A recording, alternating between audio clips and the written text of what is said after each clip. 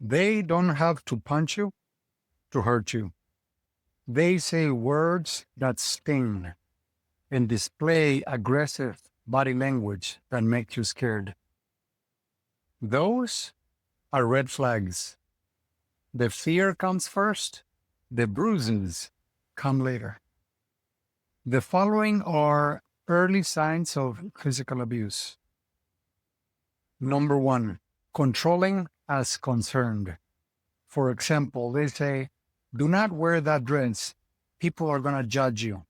I just want you to look good. Or he may say, do not talk to him or do not talk to those people. They're not your friends. But the moment you dare to question, he will snap and he will get angry. Number two, intimidation. When you argue, he walks out, slams the door, or he may stay and he throws things, he breaks objects, maybe not at you, but close enough to where you get scared. And that is just to show you who is stronger until you do exactly what he wants you to do. Number three, driving recklessly.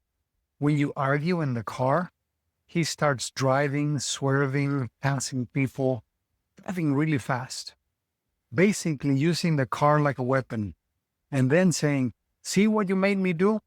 Number four, when you get in an argument and you try to walk away, he will hold you.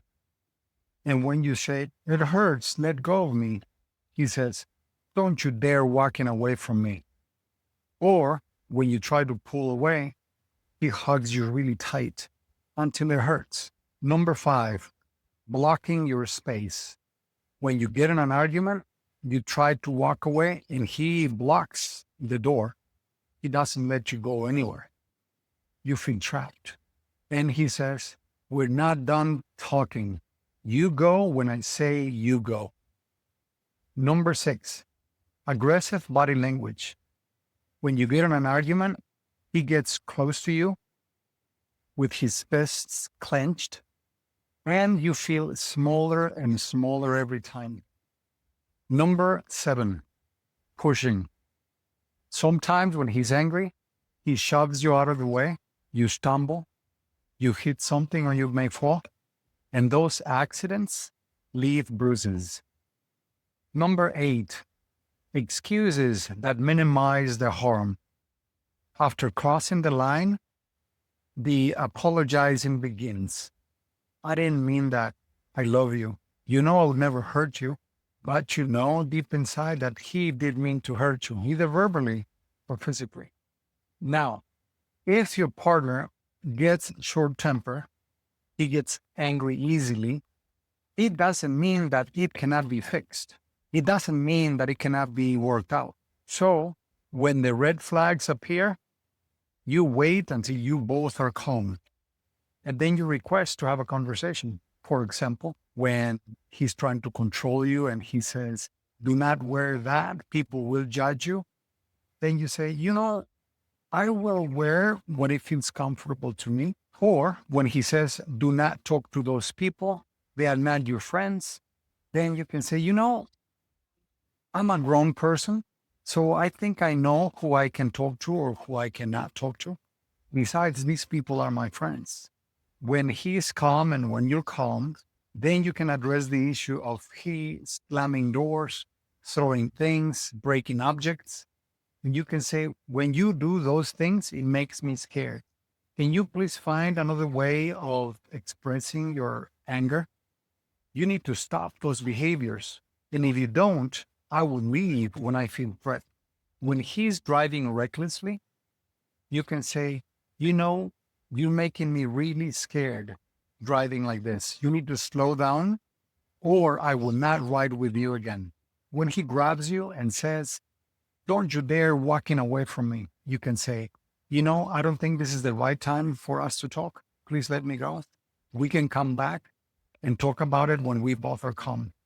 Please let go of me. When he blocks your space, you say calmly, please step out of my way.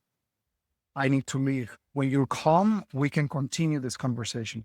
When he gets too close to you with his fists clenched, You must say, this behavior makes me feel scared. You need to back off or I will walk away. When he shoves you out of the way, say it. You know, when you're angry, you push me a little bit, you shove me a little bit, and I feel scared. I feel as if you did it on purpose. I need you to be kind when you talk to me, angry or not angry. When he says that he's sorry, he didn't mean it, he won't do it again, you can say, you know, I appreciate your apologies, but I don't want to hear empty words. I want to see a change in your behavior. Then after all of that, you can offer a second chance, a third chance, a fourth chance. I don't know your limit. That is up to you to decide how many chances you're willing to give. So the bottom line is, to preserve your relationship, you need to set boundaries. You need to set limits. You must demand a plan. You have to say something like, we have to find a way to express our anger in a better way without threatening each other. In other words, let's manage our anger differently. To protect yourself and the relationship, you must promote a safe and respectful communication with the one you love. If you have tried everything and your partner apologizes and says he's sorry, but the behaviors don't change, it's time to go another route. You have to keep in mind that the early signs of physical abuse do evolve, do escalate to actual physical violence. Now, if it is you, the one struggling to control your temper, you get angry easily, you need to devise a plan, and you need to be aware of this. And you need to learn how to turn those aggressive behaviors into using your words. When you use your words to express that you're frustrated or angry, be honest, but be kind. So if this is your problems, it is time to change.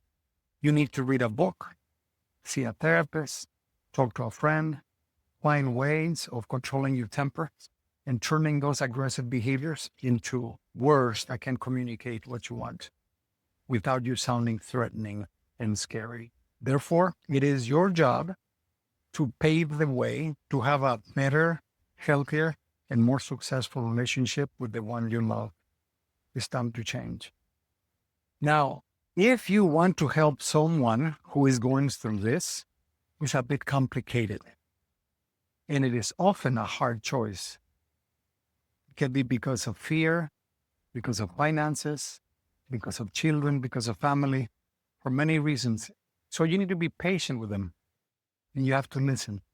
Also understand that logic does not work with people who are trapped in these kind of emotional situations.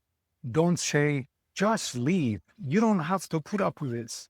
Instead, you can say, what do you need? How can I help? Listen, don't judge, often support, offer solutions if they ask for them, provide safety, do not give shame. They have plenty of that already. Advise without pressure. They need freedom, freedom to think, freedom to choose. They do not need more rules or conditions. If you're a victim, listen to this. The cycle of physical abuse is an addiction to fear. You're not imagining things. You don't need a broken bone or word to know that it is abuse. You are not overreacting. You are not too sensitive. You're not unstable, and you're not making them angry. You are under attack, and the battlefield is your mind, your heart, your home, your environment. Love provides peace, not fear. However, abuse thrives in silence, so you have to speak up. You are not weak. You were targeted. It is time to wake up, to speak up, and connect with others. The very fact that you're still here, that tells me that you're alive and that you have hope to recreate and to claim your life. If this is your story, I am deeply sorry that you are going through this and that you are carrying this pain. And if this touched your heart, please like, share, subscribe, or send to somebody that you think that might need this message. Or if you feel brave enough please feel free to share your story in the comments. Your truth could be somebody else's lifeline. So please share. Next, on Drama Diaries, the cycle of breakup and make up. Couples that break up 10 times but cannot stay apart. Each reunion is passionate, dramatic, and doomed. The psychology of why they cannot quit. See you then.